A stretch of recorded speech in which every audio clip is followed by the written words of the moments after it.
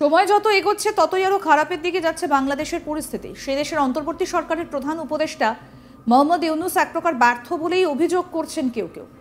এদিকে অতীতেও সে দেশের মৌলবাদীদের নিশানা করতে দেখা গিয়েছে রাজ্যের বিরোধী দলনেতা শুভেন্দু অধিকারীকে, আর শুভেন্দুর সেই ধারা এখনও অব্যাহত। ফের একবার ইউনূসকে এক হাত নিতে দেখা গেল শুভেন্দু অধিকারীকে। ইউনূস পাকিস্তানের পক্ষে কাজ করেন বলে অভিযোগ করেছেন শুভেন্দু অধিকারী। কি অভিযোগ করেছেন শুভেন্দু অধিকারী আসুন শোনাই আপনাদের আগে, শুনুন। পাকিস্তানের পক্ষে কাজ করে পাকিস্তান সরকার এবং তাদের হাতের পুতুল হচ্ছেন সুদখোর মোল্লা ইউনূস।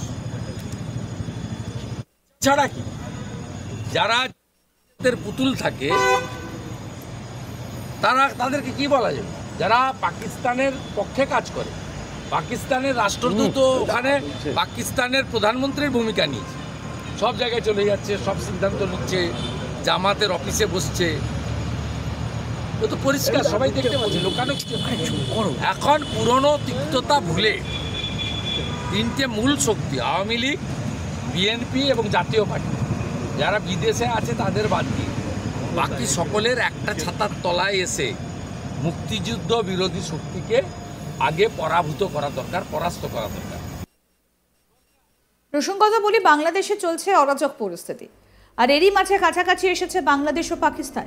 এক্ষেত্রে বাংলাদেশের অন্তর্বর্তী সরকারের প্রধান উপদেষ্টা মোহাম্মদ ইউনূসের পাকিস্তান প্রীতির বিষয়টা বিভিন্ন ইস্যুতে প্রকাশ্যে চলে এসেছে।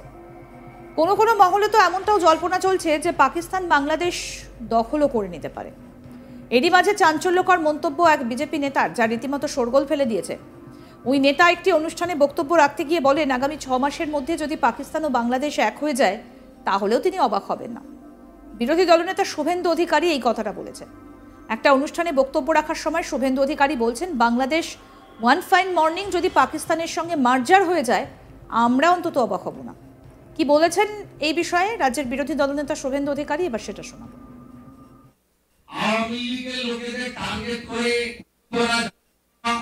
হিন্দুদের মন্দির ভাঙা, আদার মাইনরিটি কমিউনিটি, বুদ্ধিস্ট, খ্রিস্টান, তাদের উপর অত্যাচার করা, পাহাড়ের উপরে যারা ত্রিপুরী, চাকমা, তাদের উপর অত্যাচার করা, সবটাই হচ্ছে কিন্তু এই বাংলাদেশে একটা অত্যন্ত চরম উগ্রবাদী মৌলবাদী ফোর্স, যারা নারী শিক্ষা মানে না, যারা নারীর স্বাধীনতা মানে না, যারা কালচারাল বাংলাদেশ মানে না, যারা রবীন্দ্রনাথ ঠাকুরের যে বিশাল ব্যক্তি তাকে অস্বীকার করে, যারা মুক্তিযুদ্ধ বিরোধী, এই ফোর্সের হাতে বাংলাদেশ চলে গেছে।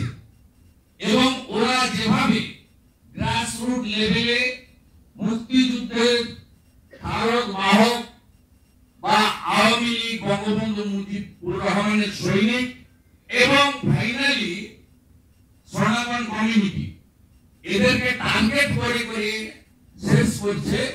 আগামী 6 মাসের মধ্যে ওয়ার্ল্ড কমিউনিটি যদি কূটনৈতিক ভাবে হোক, রাজনৈতিক ভাবে হোক, ডায়ালগের মাধ্যমে হোক, অথবা as like as 1971 শক্তি দেখিয়ে হোক, যদি কিছু করতে না পারে, বাংলাদেশ কার্যত ওয়ান ফাইন মর্নিং পাকিস্তানের সঙ্গে যদি মার্জার হয়ে যায় আমরা অন্তত অবাক হব না।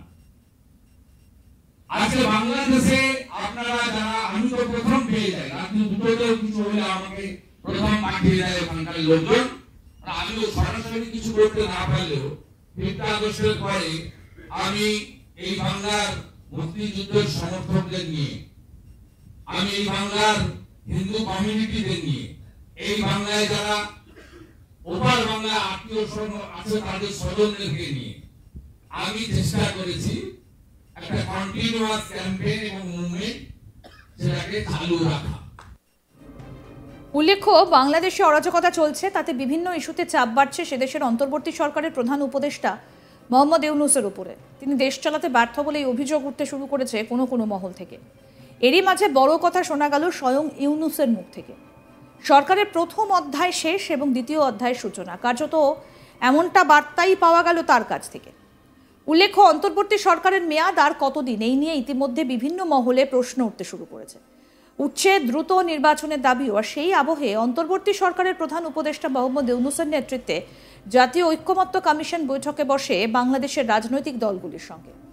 ওই বৈঠকেই এমন মন্তব্য করতে শোনা যায় তাকে। কি বলেছিলেন মোহাম্মদ ইউনূস, এবার সেটা শোনাই। একটি জায়গায় আমরা এখন এক আছি এবং আগামীতে আমরা এক থাকবো, সে বিশ্বাস আমার আছে। এটা যদি ঠিক থাকে, যেভাবে আমরা প্রথম অধ্যায় আমরা শেষ করলাম, দ্বিতীয় অধ্যায়ে যদি আমরা ঠিক রাখতে পারি, তৃতীয় অধ্যায়ের জন্য আমাদের কোনো চিন্তা নেই, আমরা নিশ্চয়ই নতুন বাংলাদেশ বানাতে পারবো। একটা জিনিস আমাদেরকে পরিষ্কার থাকতে হবে, এটা একটা মস্ত বড় শক্তি। প্রথম অধ্যায় যেভাবে আমরা কাটালাম, এবং এই কাটানোর মধ্যে যে সমস্ত শক্তি আমাদেরকে ব্যাহত করার চেষ্টা করেছে, আমাদেরকে ভুলডুল করে দেওয়ার চেষ্টা করেছে, তাদেরকে সুন্দরভাবে সবাই মিলে মোকাবেলা করতে পেরেছে। দ্বিতীয় পর্ব এই হাঙ্গামা হবে, কারণ যাদেরকে বাংলাদেশের মানুষ তাড়িয়ে দিয়েছে, অস্বীকার করেছে, তাদেরকে ত্যাগ করেছে, তারা ফিরে আসার জন্য অত্যন্ত ব্যাপক। প্রতিটি দিন তাদের জন্য মূল্যবান, দেরি হলে তাদের জন্য অসুবিধা। সেজন্য আমাদেরকে শক্ত থাকতে হবে, মজবুত থাকতে হবে, এবং আমরা যেগুলো আলাপ করছি সেগুলো মতভেদ থাকবে, কিন্তু আমরা এর অর্থ নয় যে আমরা একত্র নই, আমরা একত্রে থাকবো। সময় যত এগোচ্ছে তত আরো খারাপের দিকে যাচ্ছে বাংলাদেশের পরিস্থিতি। সে দেশের অন্তর্বর্তী সরকারের প্রধান উপদেষ্টা মোহাম্মদ ইউনূস এক প্রকার ব্যর্থ বলেই অভিযোগ করছেন কেউ কেউ। এদিকে অতীতেও সে দেশের মৌলবাদীদের নিশানা করতে দেখা গিয়েছে রাজ্যের বিরোধী দলনেতা শুভেন্দু অধিকারীকে। আর শুভেন্দুর সেই ধারা এখনো অব্যাহত। ফের একবার ইউনূসকে এক হাত নিতে দেখা গেল শুভেন্দু অধিকারীকে। ইউনূস পাকিস্তানের পক্ষে কাজ করেন বলে অভিযোগ করেছেন শুভেন্দু অধিকারী। কি বললেন তিনি, আসুন আরেকবার শোনাই। সরকার এবং তাদের হাতের পুতুল হচ্ছেন সুদখোর মোল্লা ইউনূস ছাড়া কি? যারা পুতুল থাকে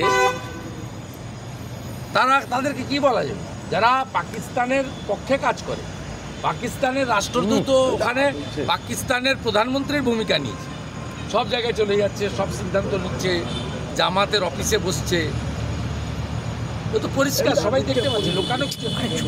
এখন পুরনো তিক্ততা ভুলে তিনটে মূল শক্তি, আওয়ামী লীগ, বিএনপি এবং জাতীয় পার্টি, যারা বিদেশে আছে তাদের বাদ দিয়ে বাকি সকলের একটা ছাতার তলায় এসে মুক্তিযুদ্ধ বিরোধী শক্তিকে। আরো আপডেট পেতে দেখতে থাকুন আজ তাক বাংলা। সাবস্ক্রাইব করুন, নোটিফিকেশন পেতে বেল বাটন অপশন প্রেস করুন, হোয়াটসঅ্যাপে ফলো করুন আজ তাক বাংলা। ভিডিওটা লাইক করুন, শেয়ার করুন, কমেন্ট করুন।